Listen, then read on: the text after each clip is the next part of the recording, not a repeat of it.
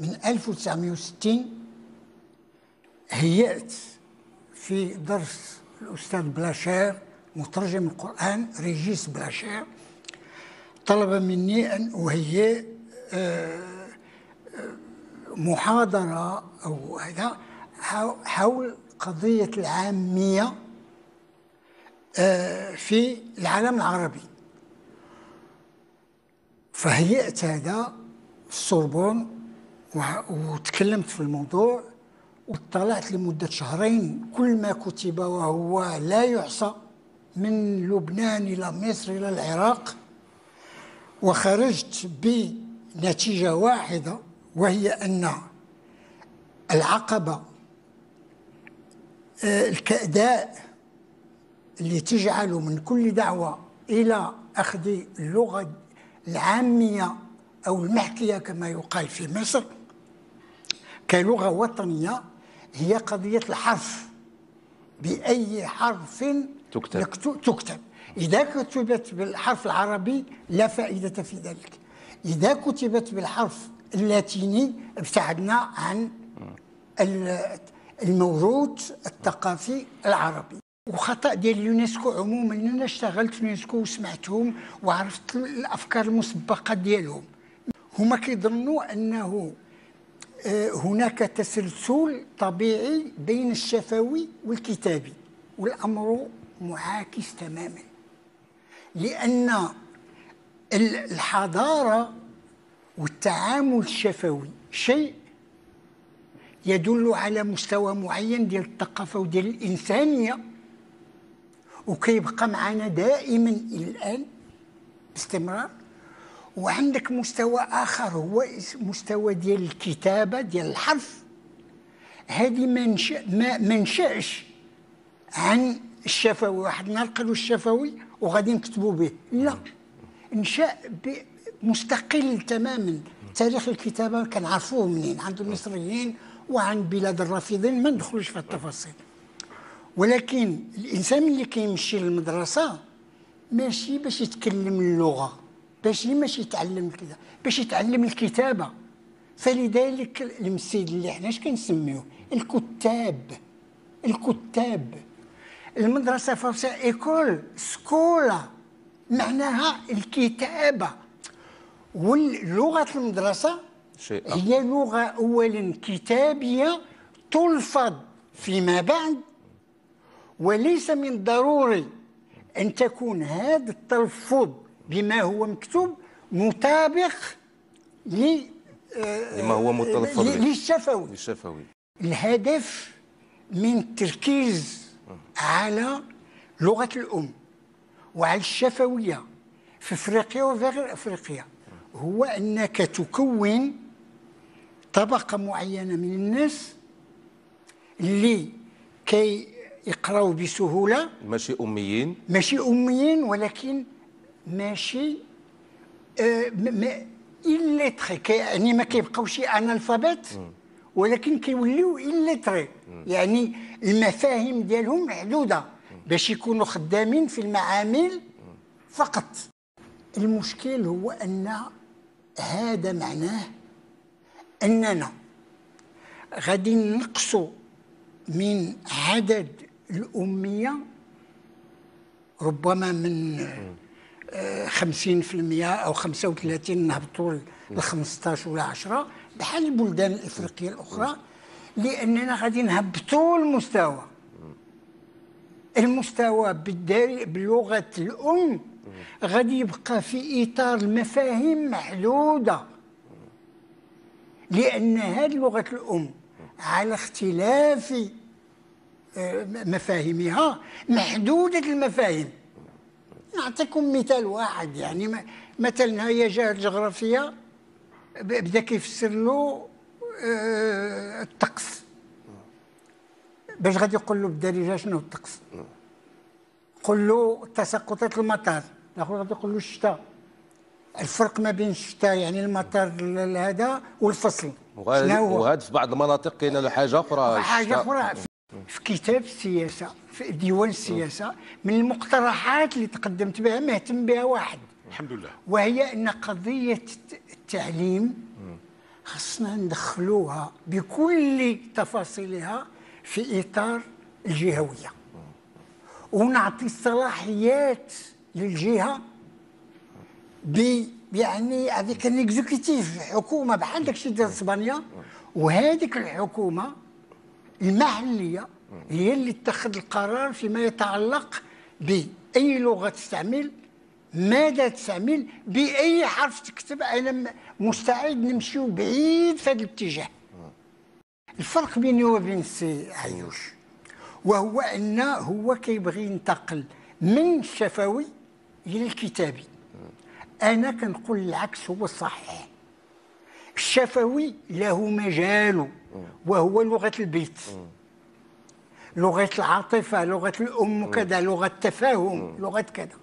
لغة المدرسة لا علاقة لها بهذا، هي لغة تبدأ بالكتابة ولا بد أنه، ولكن يمكن لك لتبليغ المعنى كتستعمل اللغة الدارجة كوسيلة، ماشي باش تدرسها هي وتعمل لها نحو وتعمل لها هذا بحال هذا بكيتو اللي كيشتغل تقعيد، لان هذا العمل كله لغير الناطق بها. اذا اللي بغيتي تعلم فرنساويه انجليزي الدارجه، اما الا كان طفل دارجي وبغيتي تستعمل من حين لاخر الدارجه لتوصيل الفهم، هذا لا باس به في السنه الاولى والثانيه والثالثه، ولكن تبدا بالمكتوب بالعربيه الكتابيه مع شرط، وهذا الشرط الاساسي وهو ان التبسيط. ما كاين لا يعني جمع المؤنث السالم ولا المفعول المطلق ولا الممنوع من الصرف ولا كل شيء. هذا الشيء كان من المطلوب من المعهد التعريب انه يمشي في هذا الاتجاه، وهو تبسيط النحو والكتابه والاملاء. الى حصل هذا الشيء، هذه اللغه المبسطه واش ماشي هي الدارجه اللي غادي نتفقوا بها ونتفاهموا بها؟ ربما الاختلاف، بحيث انه هو اختلاف. لا، فلذلك هو كيمشي من التحت، هو كيقول لك الدارجه، وانا كنبغي نجي من الفوق. هو كيقول لك الدارجه نمشي معاك الا بغيتي من الفوق، يلا ياك تمشي معايا من الفوق، انتهينا. نمشي معاك واخا شوف، لغه رود الاطفال ماشي هي لغه الام، خاصه اذا كانت لغه الام جاهله او اميه، غتكون لغه ارقى منها، بحيث الطفل او التلميذ يولي هو عنده ملكه لغويه اكثر من امه، يولي هو كيعلمها. ثم من دور الاطفال لما كتزيد وطلع السنه الاولى والثانيه وكتستعمل لغه دارجه مفهومه ولكن ارقى من هذا، فكتمشي شويه بشويه ارقى. الكتابي كما قلت شيء اخر، اذا بديتي كتبسط هذيك اللغه اللي هي التاريخيه القديمه ما كتوصلش للدارجه ديال اليوميه. كنخلقوا اذا باستمرار لغه متطوره شامله وجامعه. طيب الا مشيتي في هذا الاتجاه كتقوي الوحده الوطنيه، ولكن الا خديتي الدارجه وهذه ما فهمها الشيء الذي فهمه الناس من هذه الدعوه، وهي اننا ناخذ هذه الدارجه كما هي ونخدموها ونعملوا واحد العمليه اللي قام بها العرب في القرن الثاني الهجري، وهي ما يسمى بعمليه التدوين. لا علاقه لها بالقران، داكشي هذا شيء اخر، ولكن التدوين وهو ان تاخذ الثقافه العربيه الشفويه وتجعلها ثقافه مكتوبه. دابا الان يطلب منا ان نفعل نفس الشيء.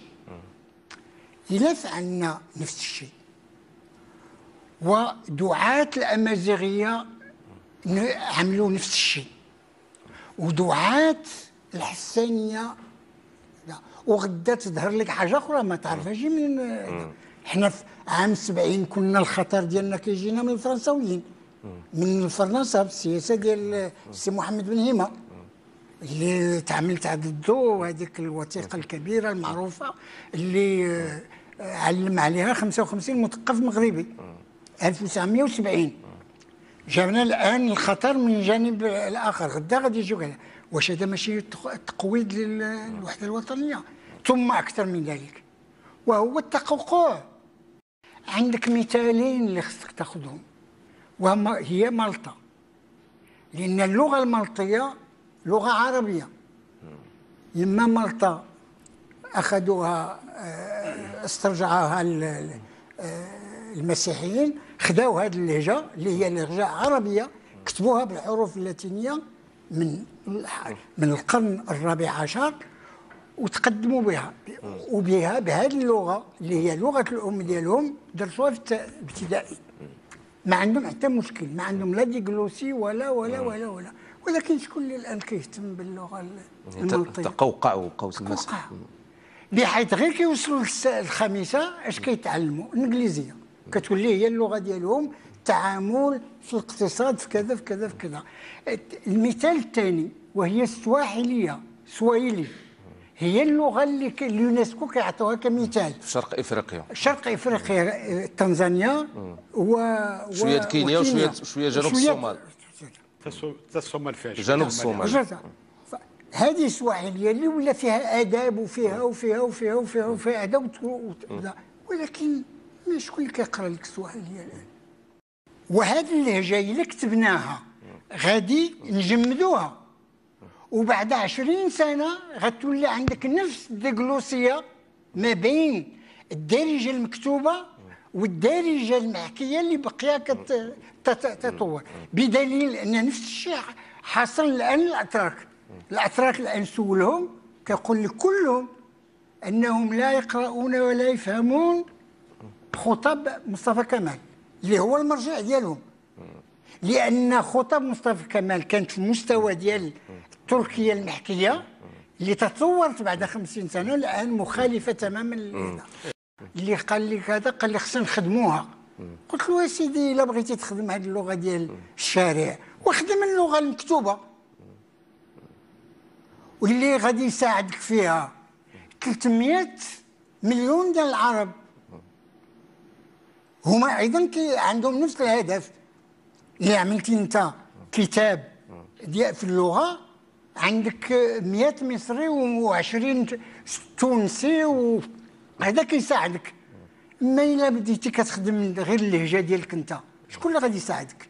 هنا كتجي قضيه التكلفه الماليه. وكل مجتمع عنده مستوى الفولكلور ديالو، فيه ابداع، فيه الراب، فيه كذا فيه كذا، وكل مجتمع عنده. ولكن هذا مستوى الادب الاخر مستوى اخر لا علاقه له. وكتقول ان هذا المستوى كتظن بانه يمكن لك ترفع من هنا وكتوصل لهنا. لا، اعطيك مثال. الفرنساويين مثلا عندهم اللغه الكلاسيكيه اللي اخذوها ديال فولتير وداك الشيء.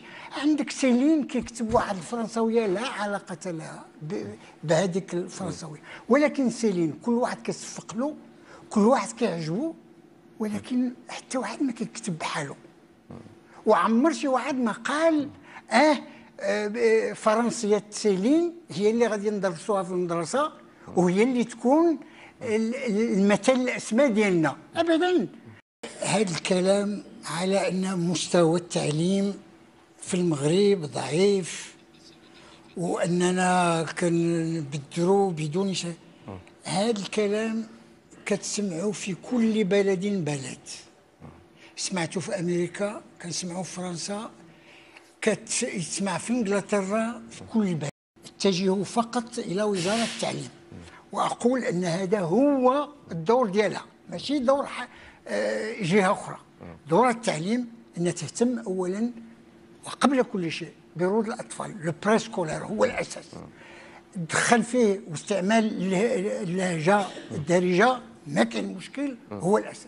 السنه الاولى والثانيه الابتدائي ما كاين مشكل، الاستعانه بها، ولكن الاساس هو انك تاخذ الاستاذ مع الحلقات التكوينيه كل سنه تاخذ 500 ولا 600 استاذ وتعطيه 3 اسابيع وتقول له اسيدي بسط هذيك اللغه، ولكن الهدف ماشي هو ان تكون اللغه الوطنيه ديالنا هي اللغه الدارجه. انا هذيك ما كنقبلهاش، لان هذا سيفصلنا عن ثقافتنا العليا ومحيطنا الثقافي العام.